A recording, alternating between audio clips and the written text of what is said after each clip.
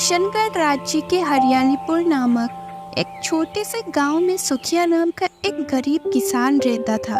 सुखिया हमेशा अपनी किस्मत को कोसता रहता था।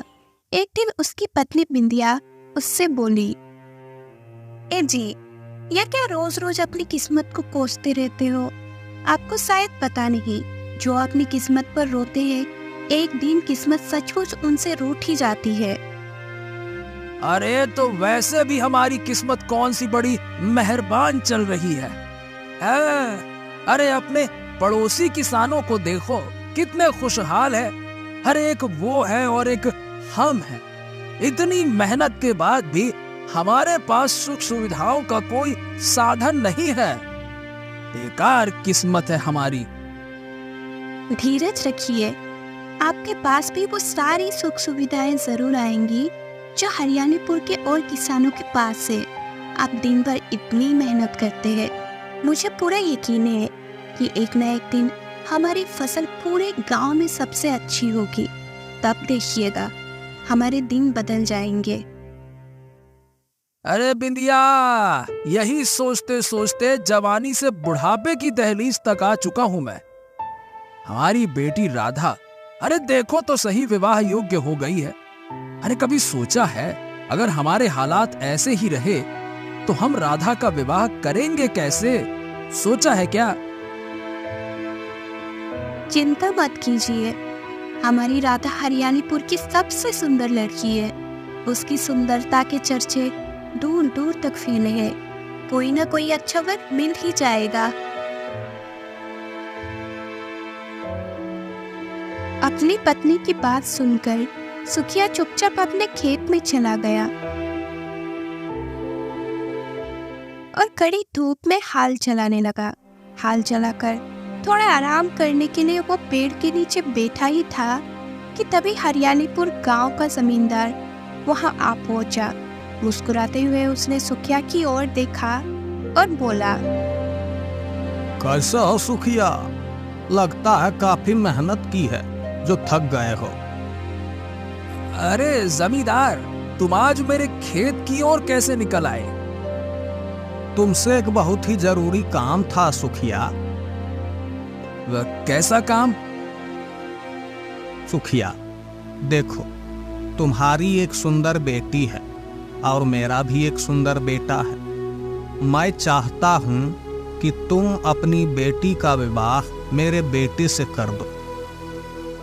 सुखिया आप विश्वास भरी नजरों से जमींदार की ओर देखकर बोला, हाँ, अरे जमींदार, मेरे तो भाग्य खुल गए। मेरे लिए इससे बड़ी सौभाग्य की बात और क्या होगी। अरे मेरी बिटिया हरियालीपुर के जमींदार के घर की बहू बने। ये तो बहुत अच्छी बात है। लेकिन मुझे दहेज में तुम्हारी ये सारी खेती चाहिए। ये सुनकर सुखिया बुरी तरह से चौंक पड़ा। अरे जमींदार, अगर मैं ये सारी खेती दहेज में दे दूंगा तो फिर मैं क्या करूंगा? वो सब मुझे नहीं पता। अगर तुम अपनी बेटी को मेरी हवेली की बहू बनाना चाहते हो तो तुम्हें कुछ तो कुर्बानी देनी पड़ेगी। इतना कहकर जमींदार वहां से चला गया।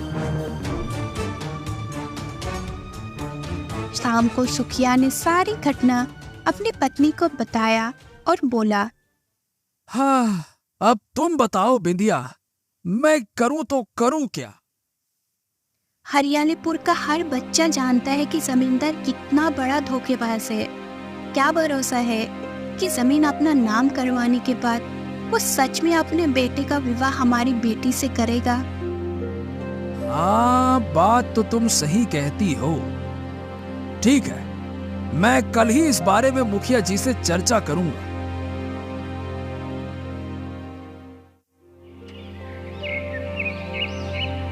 अगले दिन सुखिया मुखिया के घर चला गया और सारी घटना बताते हुए बोला, हाँ, अब तुम ही बताओ मुखिया जी, क्या मुझे जमींदार की बात पर भरोसा करना चाहिए या फिर नहीं? बताओ।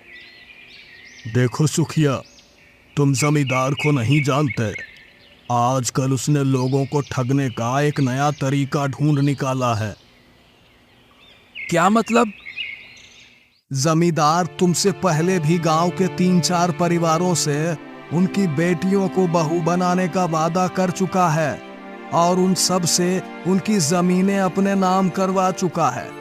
मुझे लगता है जमींदार की नजर अब तुम्हारी जमीन पर है। जहां तक मैं उसे जानता हूं, उसकी नजर बहुत ही बुरी है। अगर उसकी नजर तुम्हारी जमीन पर पड़ चुकी है तो तुम्हें सावधान रहना चाहिए। मुखिया की बात सुनकर उदास सुखिया अपने खेत पर लौट गया और एक घने वृक्ष के नीचे बैठकर उदासी भरे स्वर में बोला, हाँ, काश मेरे पास ऐसा कोई जादू मंत्र होता कि मैं जो चाहता वो हो जाता। तभी सुखिया के कानों में एक साधु की आवाज गूंजने लगी। मूर्ख व्यक्ति, इंसान जो चाहता है वो कभी नहीं होता। हाँ, ईश्वर जो चाहता है वही होता है। सुखिया ने लौटकर देखा तो पीछे एक रहस्यमय साधु खड़ा था जो उसे ध्यान से देख रहा था। कौन है आप? आप तो मेरे गांव से नहीं लगते। तुमने सही पहचाना। एक साधु का कोई गांव नहीं होता। साधु तो एक यात्री होता है। जहां रात गुजारने को ठहर जाए वहीं उसका गांव होता है। हाँ, बातों से आप बहुत पहुंचे हुए साधु लगते हैं। मैं सिर्फ पहुंचा हुआ साधु नहीं, बल्कि एक चमत्कारी साधु भी हूं। अब अगर आप एक चमत्कारी साधु हैं तो मेरी सहायता कीजिए। देखिए, मैं एक बहुत गरीब किसान हूँ। हर साल कड़ी मेहनत करता हूँ, फिर भी मेरी फसल दूसरों की तरह अच्छी नहीं होती। क्या है कि मेरी बिटिया विवाह योग्य हो गई है और मेरे पास धन नहीं है। चिंता मत कर, भगवान पर भरोसा रख। समय आने पर तेरे सारे कार्य हो जाएंगे।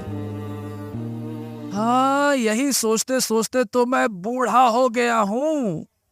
देखिए, अगर आप एक चमत्कारी साधु हैं तो मुझे कोई ऐसा मंत्र बताइए कि मैं जो चाहूं अब वो हो जाए। सुखिया की बात सुनकर साधु ने अचानक अपना हाथ घुमाना शुरू कर दिया और तभी रंग बिरंगी किरणों के साथ एक सुंदर पक्षी प्रकट हो गया। उस पक्षी को देखकर सुखिया हैरानी से अपना आँख फाड़ता हुआ साधु की ओर देखता हुआ बोला, हाँ, ये तो बहुत ही सुंदर पक्षी है। ऐसा पक्षी तो मैंने कभी नहीं देखा। हाँ हाँ हाँ हाँ हाँ हाँ। ये कोई मामूली पक्षी नहीं है, बल्कि एक जादुई पक्षी है। ये तेरी 3 इच्छाएं पूरी करेगा। इसका मतलब अगर मैं इस जादुई पक्षी से कोई भी इच्छा मांगूंगा या बताऊंगा तो वो पूरी हो जाएगी। साधु के कुछ कहने से पहले ही जादुई पक्षी सुखिया से बोला, मैं केवल तेरी इच्छाएं पूरी कर सकता हूँ, पर अगर तू किसी ऐसी वस्तु की इच्छा करेगा जो तेरी किस्मत में नहीं है तो वो तुझे मिलने के बाद भी कोई लाभ नहीं दे पाएगी। क्या मतलब? मतलब साफ है।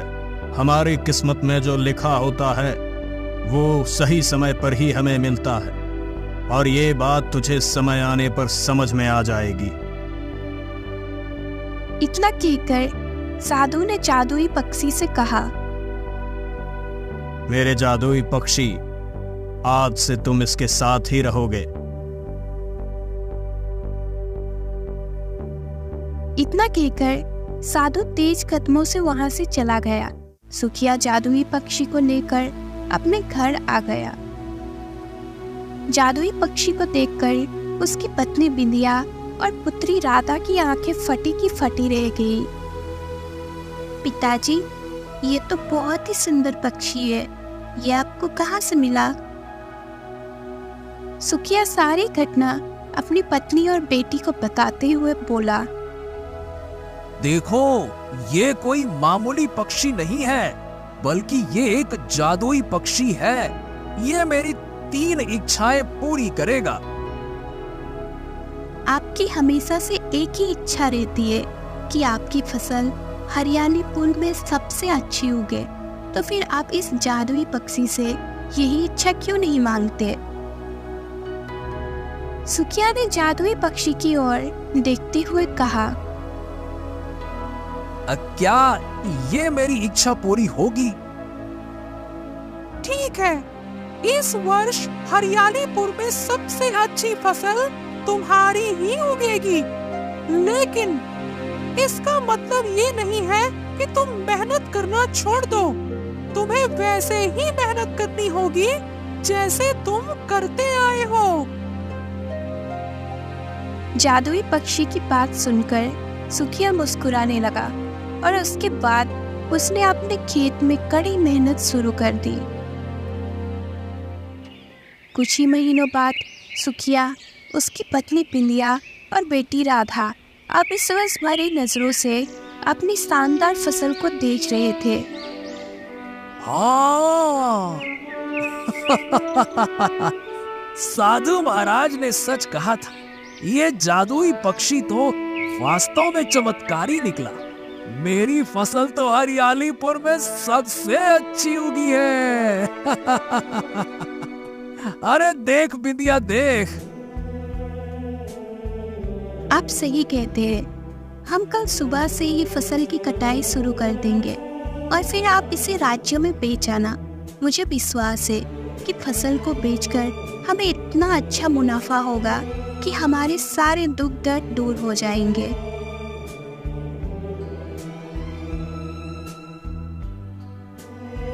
सुखिया खुशी खुशी अपने परिवार के साथ घर लौट आया, लेकिन घर पर आते ही भयंकर बारिश शुरू हो गई,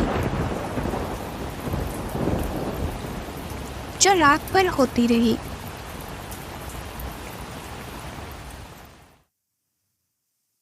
अगली सुबह जैसे ही सुखिया अपनी पत्नी और बेटी के साथ खेत पर पहुंचा, उसने अपना फसल को देखकर अपना सिर पकड़ लिया। अरे ये क्या हुआ बिंदिया, ये क्या हो गया? अरे अरे अरे, अरे, अरे, अरे हमारी फसल तो बर्बाद हो गई। हालांकि बारिश रात भर हुई थी, फिर भी और किसानों की फसल क्यों बर्बाद नहीं हुई? अरे ये क्या हो गया?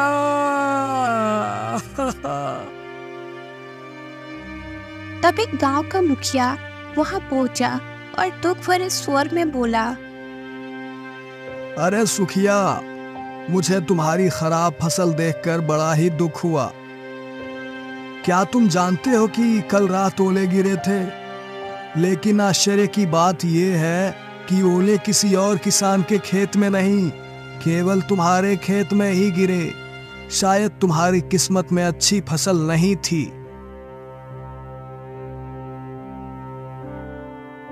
इतना कहकर मुखिया वहां से चला गया। तभी साधु का दिया हुआ जादुई पक्षी उड़ता हुआ वहां पहुंचा और सुखिया की ओर देखते हुए बोला, मैंने तुमसे कहा था कि मैं तुम्हारी इच्छा पूरी कर सकता हूँ, लेकिन अगर वो तुम्हारी किस्मत में नहीं है तो तुम उसका कोई लाभ नहीं उठा पाओगे। तुमने देखा, तुमने इच्छा की कि तुम्हारी हरियालीपुर में सबसे अच्छी फसल उगे और वो फसल उगी भी, लेकिन वो तुम्हारी किस्मत में नहीं थी। इसका परिणाम तुमने खुद देखा। देखो। अरे बकवास बंद कर जा अपनी बकवास जादुई पक्षी।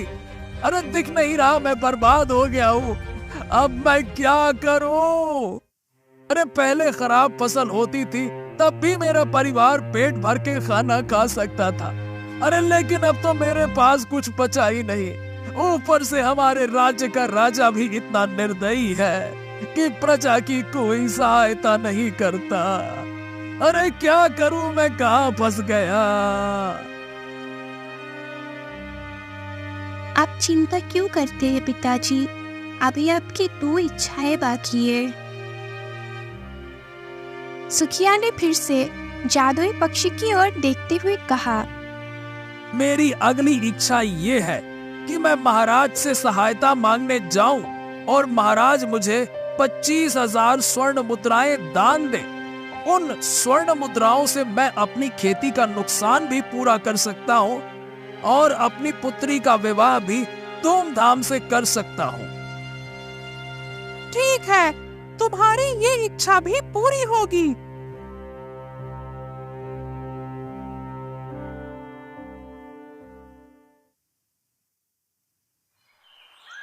अगले दिन सुखिया किशनगढ़ राज्य के महल के अंदर राजा विक्रम के सामने खड़ा था। कौन हो तुम? मेरा नाम सुखिया है महाराज। मेरी फसल बर्बाद हो गई है और मैं पूरी तरह से बर्बाद हो गया हूँ। बताओ तुम क्या चाहते हो? महाराज, मेरी एक पुत्री भी है, वो विवाह योग्य हो गई है और मैं चाहता हूँ कि आप मुझे 25,000 स्वर्ण मुद्राएं दान दें ताकि मैं अपनी खेती का नुकसान पूरा कर सकूं और अपनी बेटी का विवाह धूमधाम से कर सकूं। राजा विक्रम अपने मंत्री से बोला, मंत्री जी, वैसे तो मैं प्रजा की मदद नहीं करता, लेकिन न जाने क्यों इस व्यक्ति को देखकर मुझे बहुत दुख हो रहा है। अब ठीक है, इसे जल्दी से स्वर्ण मुद्राएं देकर विदा करो। इसे देखकर मुझे बहुत दुख हो रहा है। कहीं ऐसा ना हो कि मैं रोने लग जाऊं। जल्दी दे दो इसे। मंत्री ने स्वर्ण मुद्राएं देकर सुखिया को महल से विदा कर दिया।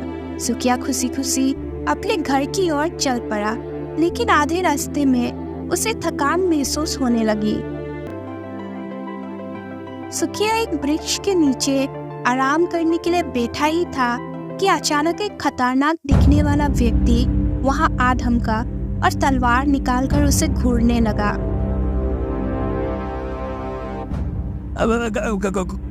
कौन हो तुम? अरे मूर्ख आदमी, क्या तुझे नहीं पता कि तू जिस जंगल में आराम कर रहा है वो जंगल डाकू मान सिंह का इलाका है और मैं हूं डाकू मान सिंह। चल, तेरे पास जो कुछ भी है मुझे दे दे, नहीं तो मरने के लिए तैयार हो जा। ये सुनकर सुखिया बुरी तरह से घबरा गया। देखो मैं बहुत ही गरीब आदमी हूँ, मुझे छोड़ दो। मेरे पास कुछ नहीं है, बहुत गरीब आदमी हूँ, बहुत पीड़ा से गुजर रहा हूँ। अरे मूर्ख समझता है क्या? तेरी पोटली के कपड़े को मैं अच्छी तरह पहचानता हूँ। यह कपड़ा राजमहल में ही इस्तेमाल होता है। इसका मतलब है कि तू राजमहल से आ रहा है और इस पोटली में जरूर स्वर्ण मुद्राएं हैं। इतना कहकर डाकू मान सिंह ने सुखिया से स्वर्ण मुद्राओं की पोटली छीन ली और वहां से चला गया। सुखिया रोते हुए अपने घर पहुंचा और सारी घटना बताते हुए अपनी पत्नी से कहा, अरे मैं तो बर्बाद हो गया, लुट गया। अरे अब अगर मैं दोबारा महाराज के पास जाऊंगा तो वो मुझे दोषी समझेंगे और दोबारा मेरी कोई सहायता नहीं करेंगे। अरे मैं क्या करूं? तभी वहां जादुई पक्षी आ पहुंचा। अब तुम्हारी केवल आखिरी इच्छा ही बची है। जादुई पक्षी की बात सुनकर सुखिया गहरी सोच में डूबते हुए बोला, अरे अब मैं अपने लिए कुछ भी नहीं मांगूंगा। सुनो, मैं चाहता हूँ कि जमींदार मुझसे दान दहेज के बिना अपने पुत्र का विवाह मेरी बेटी से संपन्न करा दे। मेरी बेटी जमींदार के घर की बहू बन जाएगी और अपना सुखी जीवन व्यतीत करेगी। इससे अधिक मुझे और क्या चाहिए।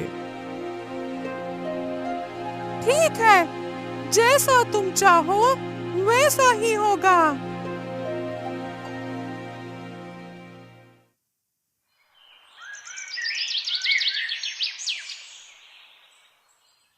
अगले दिन जमींदार सुखिया के घर आकर बोला,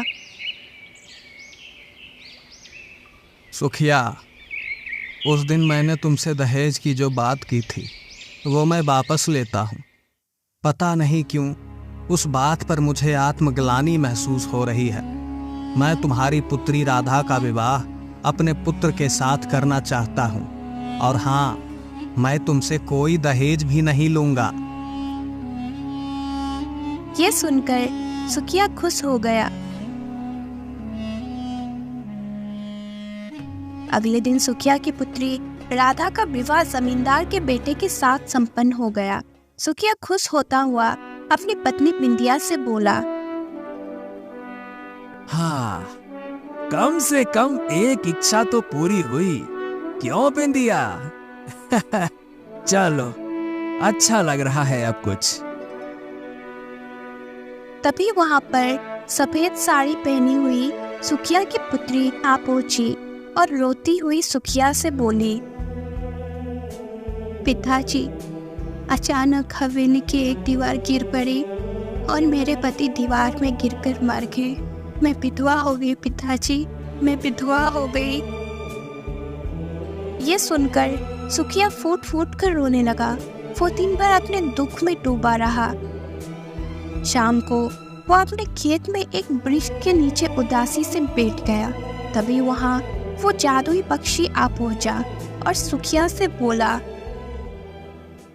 मैंने तुमसे कहा था कि मैं तुम्हारी इच्छाएं पूरी कर सकता हूँ, लेकिन याद रखो, जो भी इच्छा तुम मांगोगे, अगर वो तुम्हारी किस्मत में नहीं है तो तुम उसका कोई लाभ नहीं उठा पाओगे।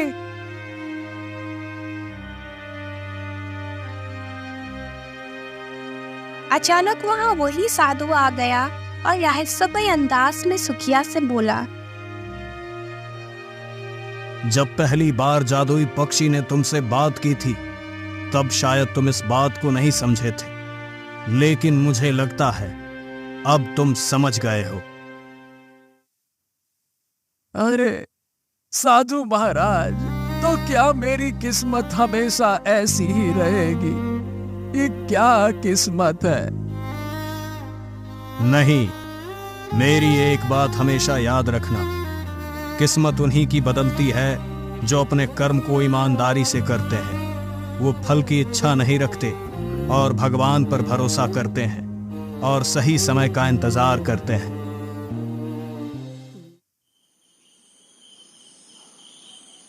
इतना बोलकर साधु अपने जादुई पक्षी के साथ वहां से चला गया। सुखिया चुपचाप अपने घर आ गया।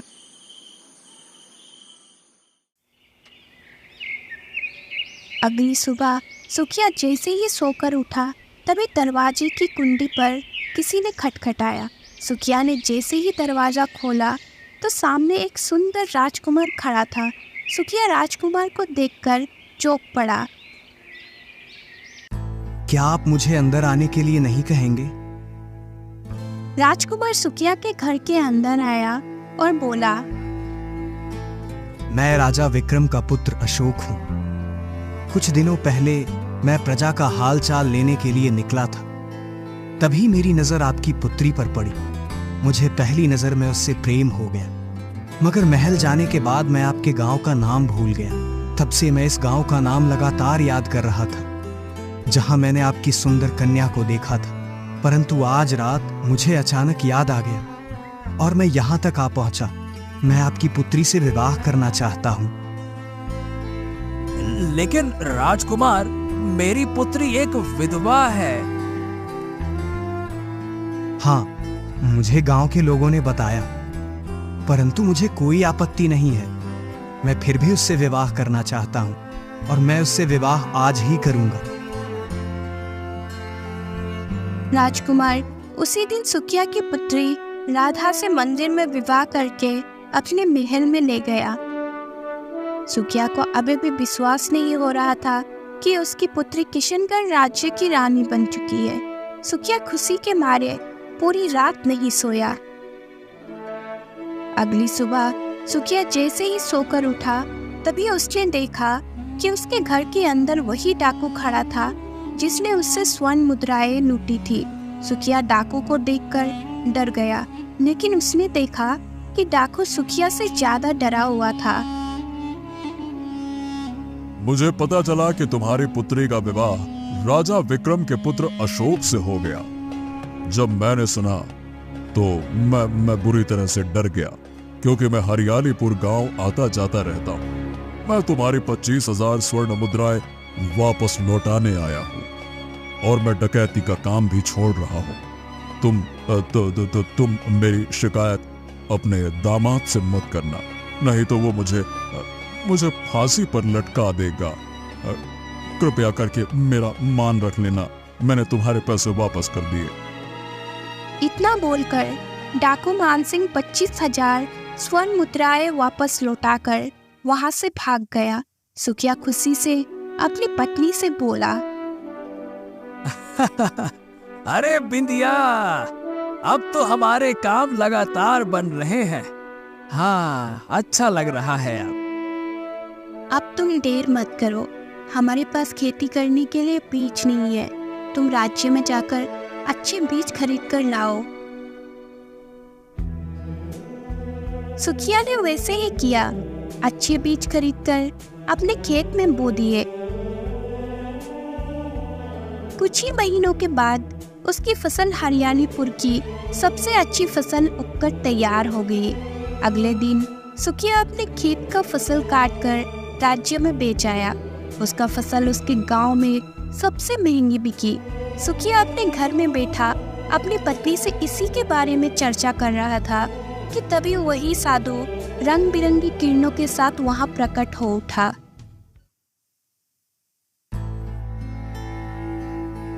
मैंने कहा था ना, मैं चमत्कारिक साधु भी हूं। देखा, जब तुम्हारा सही समय आया, तुम्हारी किस्मत के सितारे अपने आप पलट गए।